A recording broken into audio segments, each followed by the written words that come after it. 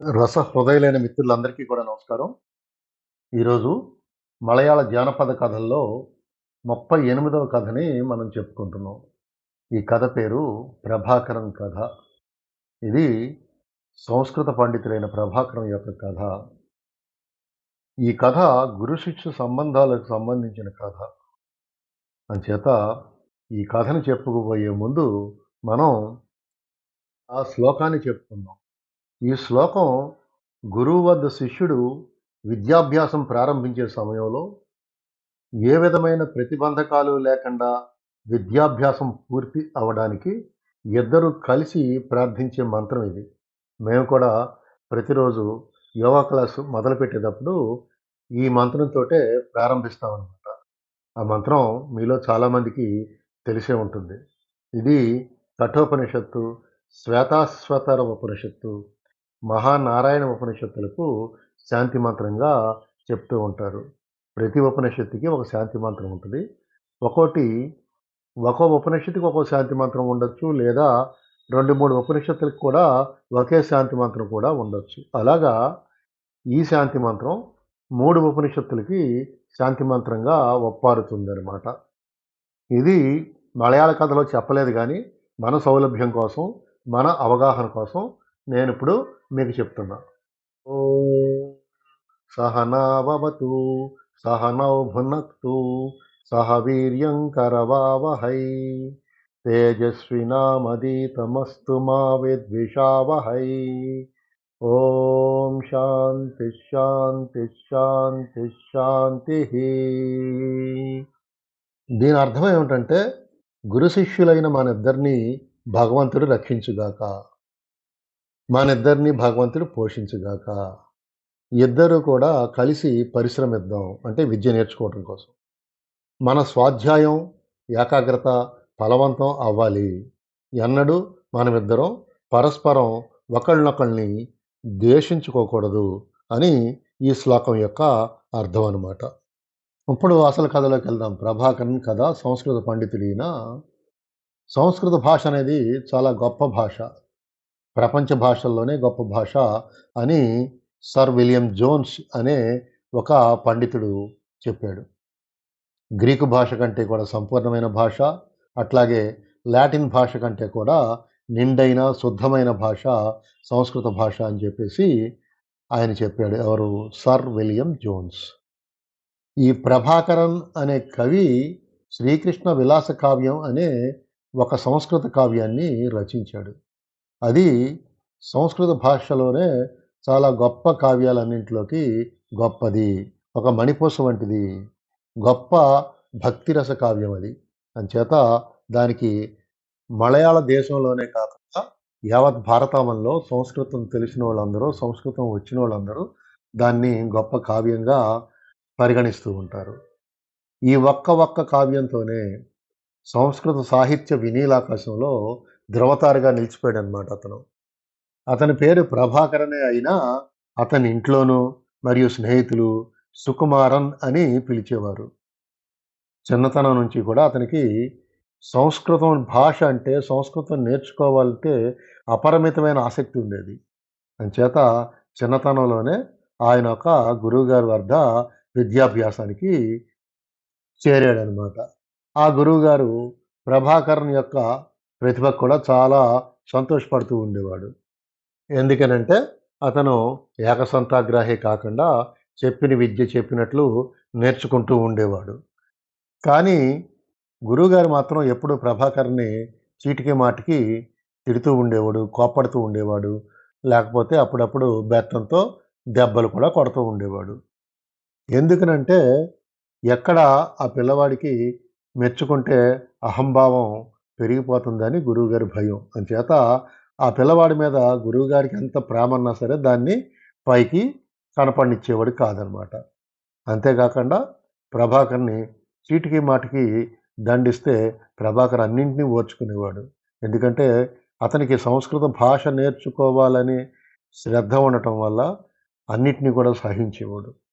ఒకరోజు గురువుగారికి ఎందుకో కోపం వచ్చి ప్రభాకర్‌ని చాలా ఎక్కువగా దండిస్తాడు.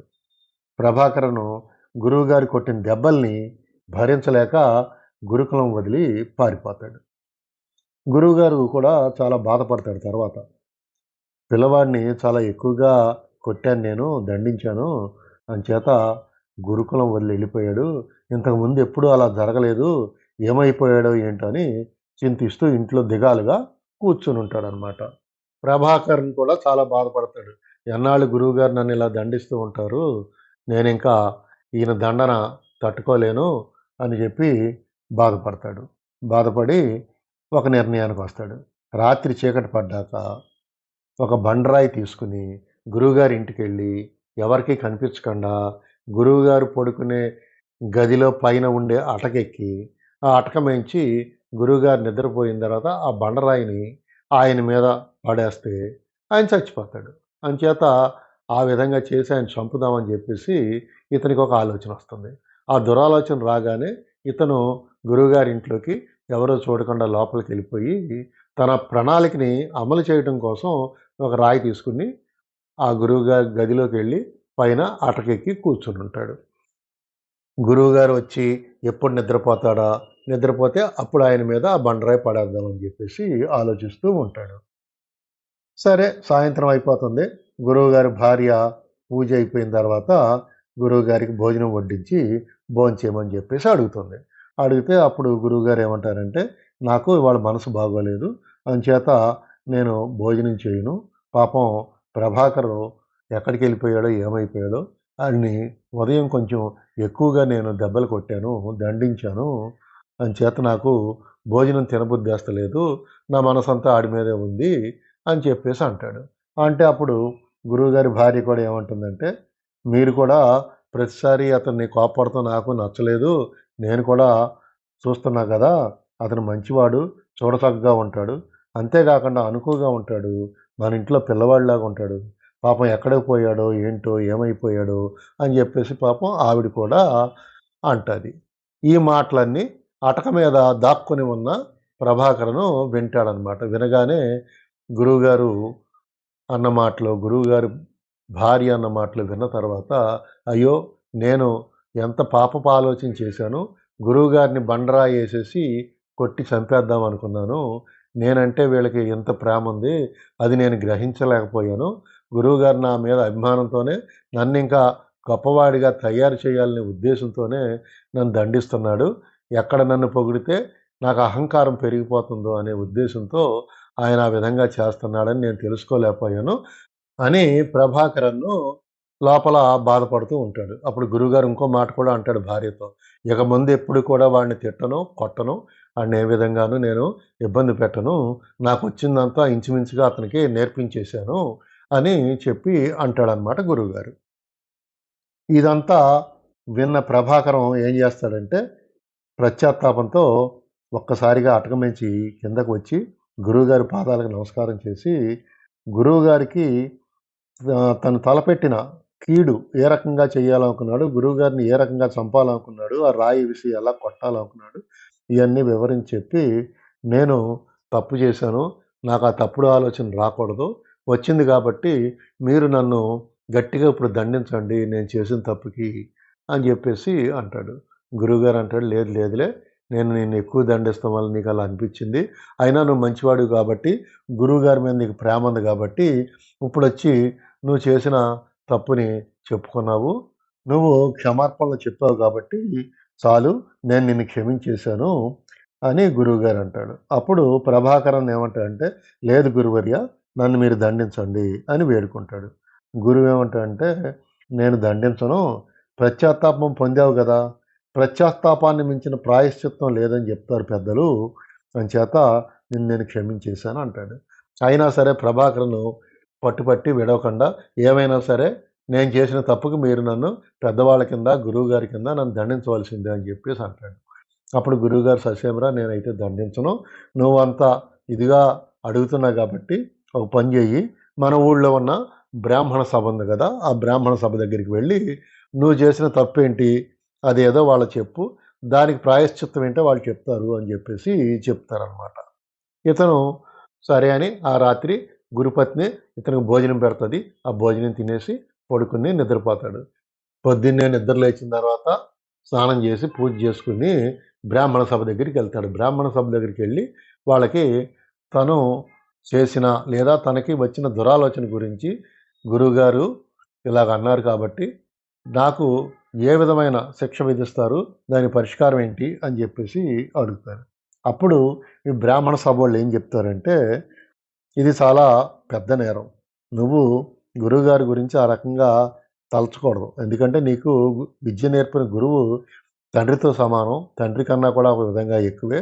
ఎందుకంటే నీకు జ్ఞాన నేత్రాన్ని ఆయన తెరిపించాడు. అంచేత గురుదేవో మహేశ్వర అంటారు. గురు బ్రహ్మ గురుదేవో మహేశ్వర అంటారు. గురు సాక్షాత్ పరబ్రహ్మ అంటారు. ఇవన్నీ ఎందుకన్నారు పెద్దలు? గురువుగారు నీలో ఉన్న అజ్ఞానాన్ని పారద్రోలి నీకు జ్ఞానభిక్ష పెడతాడు. అంచేత ఆ రకంగా అన్నారనమాట. సరే, ఇప్పుడు కథలోకి వెళ్దాం. అప్పుడు ఈ బ్రాహ్మణ సభ నీకు పెద్ద శిక్ష పడుతుంది, ఆ శిక్షని ఉమిత్తి అని అంటారు, ఆ శిక్ష వేస్తాము అని చెప్తున్నారు. సరే, మీరు ఏ శిక్ష ఇచ్చినా సరే నేను సంతోషంగా అనుభవిస్తాను. నా గురువు ఎడల నేను చేసిన అపరాధానికి ఆ శిక్ష మీరు పరిష్కారంగా చెప్తున్నారు కాబట్టి దాన్ని అనుభవిస్తాను అంటారు. ఇంతకీ ఆ విముక్తి అంటే ఏంటంటే, ఇతనికి గడ్డి, ఎండుగడ్డి ఉంటుంది కదా, ఆ గడ్డిని ఆ చుట్టూ పెట్టేసి ఆ మధ్యలో అతను నుంచోబెట్టి అతనికి మంట అంటిస్తారనమాట. ఆ మంటలో అతను కాలి చనిపోవాలి. అంటే ప్రత్యక్షంగా అందరి ముందు ఈ రకంగా గడ్డి ఎంటిలాగా చుట్టేసి ఆ ఎంటిని నిప్పు అంటిస్తారు. అంటిస్తే ఇతను కాలుకుంటూ ఆ గడ్డిలో అతను చివరికి మరణిస్తాడనమాట. అంటే మరణ దండన శిక్షని విధించారనమాట. అప్పుడు ప్రభాకరన్ ఏమంటాడంటే, నేను సంతోషంగా స్వీకరిస్తున్నాను, రేపే ఆ శిక్షణ అమలు చేయండి అంటాడు. అన్న తర్వాత ఏం చేస్తాడంటే, మర్నాడు పొద్దున్న మళ్ళా స్నానం చేసుకుని పూజ చేసుకుని అతనికి జీవితం ముగిసిపోతుందని అర్థమైపోయింది కాబట్టి దైవ ప్రార్థన చేయాలనిపించి అతను శ్రీకృష్ణుడి మీద ఒక కావ్యాన్ని చెప్తాడు అప్పటికప్పుడు సంస్కృతంలో. ఏది? ఈ శిక్ష అమలు జరుగుతుండగా అతను చెప్తా ఉంటే దాన్ని రాయటానికి అతనితో పాటు చదువుకున్న సహాధ్యాయులు ఉంటారు కదా, వాళ్ళని అది రాయమని చెప్తాడు.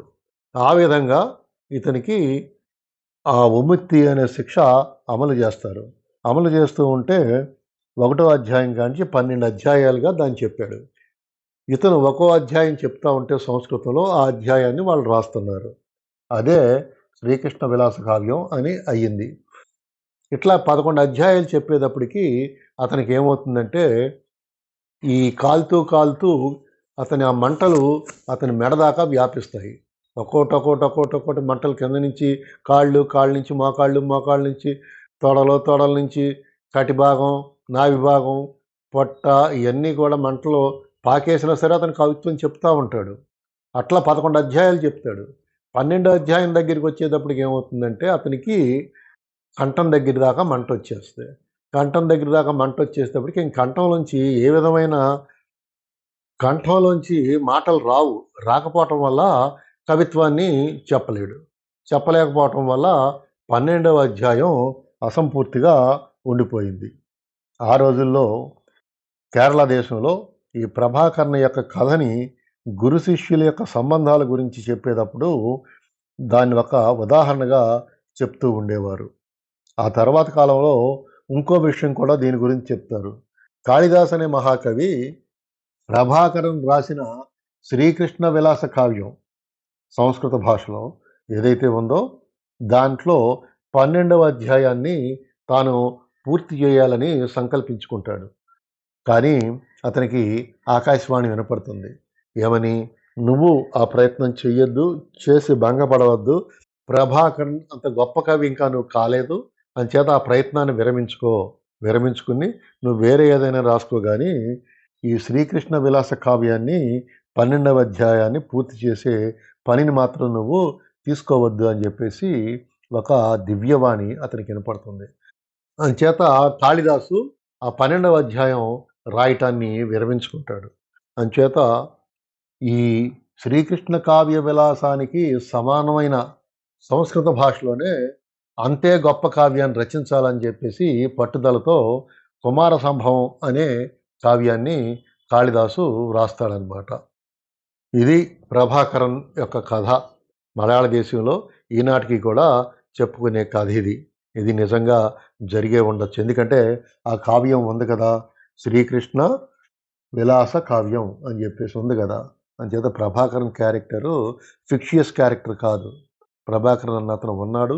అతనికి సంబంధించిన కథ, అతను రాసిన కావ్యం గురించి ఈ కథలో మనం చెప్పుకున్నాం. మిత్రులందరికీ సెలవు. నమస్కారాలతో మీ ఆదిశేషు.